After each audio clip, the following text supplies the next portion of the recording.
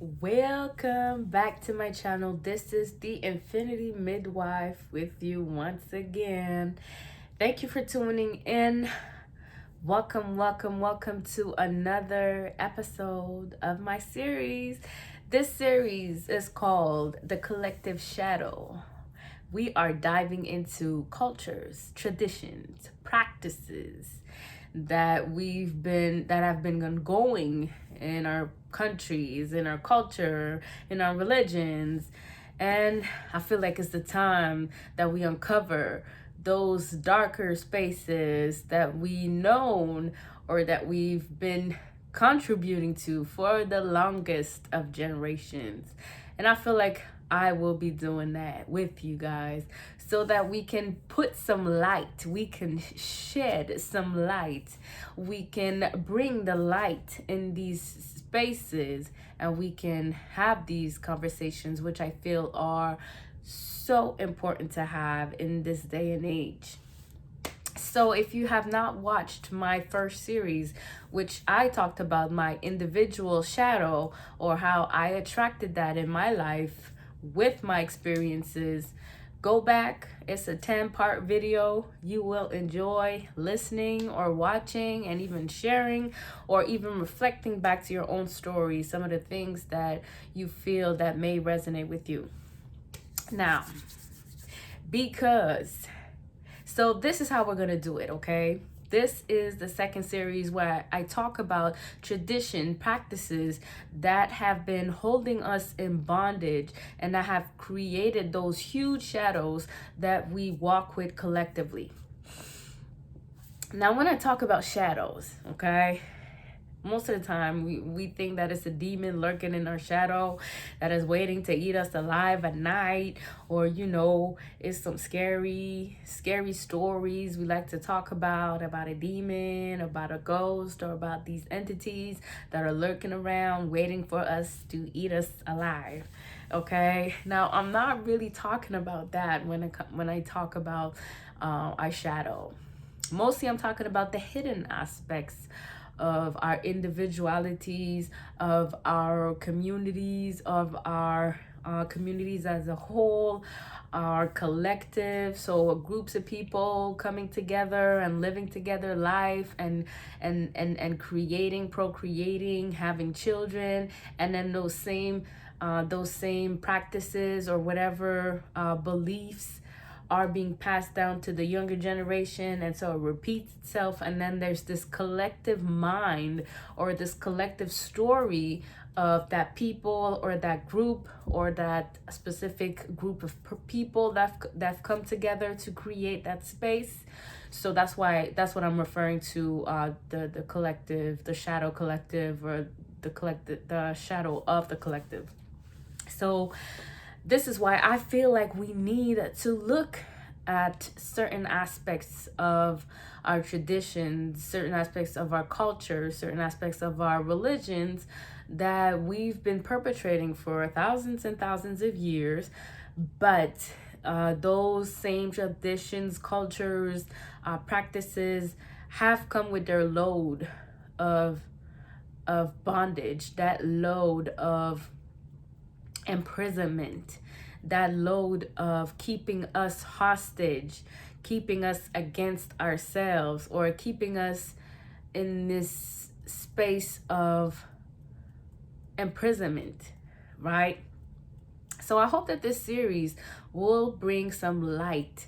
Will bring some light to many of you watching this, listening to this. The reason why I'm doing it in English is because, again, we're on the internet. This is the World Wide Web, and the general majority of people being online. Not that there aren't some French speakers online, but I'm trying to get to the masses as much as I can, and so that's why I chose to do it in English. I could have done it in French, but I feel like I could get to more individuals if I continue to do it in English. So that's the reason being. Now, I have to say this before we continue. That's a very important groundwork that I lay down before I can continue doing this series with you guys, and that is understanding the concept of unworthiness. Okay, why do I have to talk about unworthiness? I feel like it's a concept that has been with us for ages and thousands and centuries, but yet it is not well. I don't think that for the majority of us, yes, we know that what unworthy is. It's the opposite of worthiness. And when you are unworthy, well, then you feel like you're not worthy of things, and then you're probably not going to have maybe that much ambition, or you're probably going to be stuck in certain patterns, stuck in certain ways of being, certain ways of thinking. But there are layers to this, and I wanted to talk about these layers today. Okay, before I dive into the collective shadow of our practices, our cultures, and our traditions, I feel like there needs to be talked about these different layers. And you know what? These different layers of unworthiness are instilled in society at various degrees. I don't want to talk about race here, but I will, because unfortunately, it might come off as biased, but I'll say it anyway. There are some groups of people who will, in their subconscious, walk with a lighter weight of unworthiness than other groups of people. Now, depending on your economical background, depending on the color of your skin, depending on your religion, depending on your social status, depending on the attachments that you have, that belief will ring more true or less true to you to a certain degree. But I need to speak on this a minute. And why do I say certain groups of people will walk with heavier loads of that feeling of unworthiness rather than other groups? Yes, we can talk about propaganda. We can talk about how media portrays representation, how people with darker shades, or black people, or indigenous people, or people from certain cultures are going to be globally and culturally portrayed in a certain way where it sinks, or the programming sinks into our subconscious mind, that we are deemed, or we are seen on a larger scale, on a macro economical scale. We seem to be the less worthy group of people, because maybe the opportunities of making money, or the opportunities of working certain jobs, or maybe because of our backgrounds, maybe because of the color of our skin. So all these beliefs will have certain groups of people walking with heavier loads of unworthiness, or that feeling of unworthiness, than other groups of people who had a golden spoon in their mouth from maybe birth, or people that didn't have to struggle to get a job, or people that were deemed worthy in the society, or people that have different color skin than certain groups of people. Maybe these people, in their mind, the way propaganda has programmed them, they are working with lighter loads of unworthiness, because they are living in they have this concept or belief, on which they grew up upon, or probably throughout their education and in their culture and in their religion. Maybe the reflection that they've had in all these areas, they're worthy. Right? White. So when we hear those concepts, that the more white you are, the purer it is, all these concepts and these beliefs that we have in our language, the way we talk, the expressions that we use, we are automatically going to filter those types of beliefs in our mind, that certain groups of people are more worthy, or are deemed more worthy in a society than other groups of people. And that is from very early on. It's not something that is being taught, but it's something that is being reinforced, or something that I know where I live, right? Just in terms of representation, for an example, I know that, my boys going to school, they will see that they're the only black people in school, right?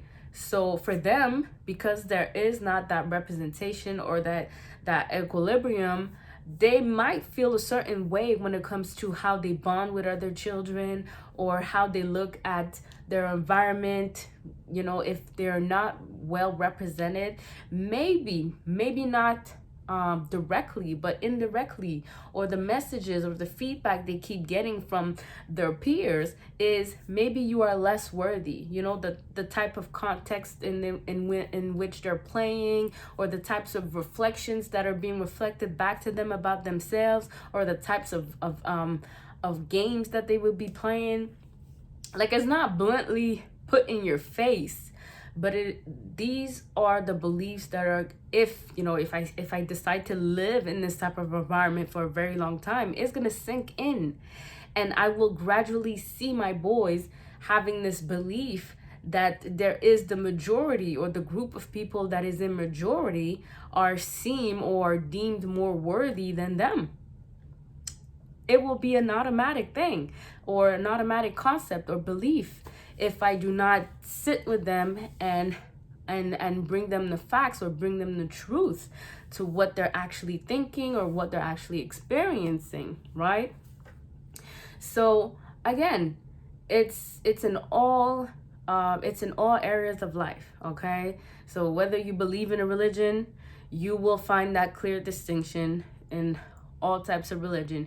You will find that there are some groups of people that are deemed worthy, or that are deemed, or that there's this belief that they are more worthy because of such and such and such that they've acquired, or such perception that the world have of them, versus other groups of people that will be seen or deemed less worthy. We can find that in religion. I don't care which religion you're from, we will find that clear distinction, whether it's in a text, whether it's in the practice of that religion, whether there will be those distinctions to be made. I don't care who tells you not, but we will find them. And that's in social, economical, social statuses. You can be coming from a background, and whether, yes, you live a certain lifestyle, you have that great opportunity, you've made it in, I don't know, in corporate America, I don't know, but you've made it somehow, you will still have that gap because you are from a certain background. Whether you come from the poor classes or the middle classes, you will still find that gap between a group of people that has been deemed worthy because of their background, because of their social economical statuses, because of their religion, because of their because of the color of their skin, because of their class, because of their status, because of their beliefs. You will find that there's a group that is perceived, or people give that perception that they are the more worthy class, and that there is the unworthy group of people, right, who are walking this earth, and every time we look at them, we're like, why they carry themselves with so much confidence? Don't they know that they are the less worthy group of people on this earth? I mean, those are perceptions, but those perceptions turn into beliefs. If they are not broken down, if they are not deconstructed, if they're not decolonized, or whatever have you, the term you want to use. But it's important that we start having those conversations, even when it comes to gender, it comes to sexes, it comes to all these things. We need to start having those conversations where we feel that there are certain groups of people, again, who are walking this earth with the feeling of worthiness that is, or the feeling of unworthy that is less present, right, is more absent in the way they carry themselves, in the way they express themselves, in the way they will thrive, and the way they will push forward Rather these other groups of people where, you know, they need to constantly prove themselves, where the load of unworthiness has been passed down maybe from generations to generations, and they always have to work harder because, again, they are perceived, or they have that notion or belief that they are the unworthy ones, and so they need to thrive more. They need to put in the extra work, the extra effort. They need to conduct themselves a certain way in order to be seen or deemed worthy by the other groups, or by the world in general. We all know it's not true, right? When we put one human being next to the other one, regardless of gender, color, race, anything, right? We are all human beings. But in actuality, right, there are these perceptions, there are these beliefs, the underlying beliefs that we don't really necessarily talk about.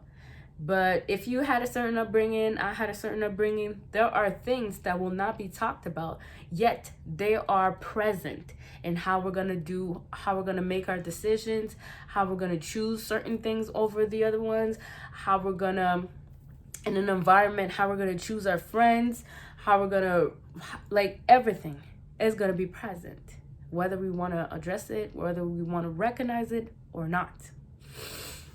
That being said, I'm going to focus more on those groups of people that are seemed less worthy, or that are seemed to be carrying heavier loads of unworthiness, right? Whether through stories that we tell ourselves, whether through beliefs that we keep reinforcing about ourselves, whether through education, whether through our culture, whether through our traditions, whether through our practices.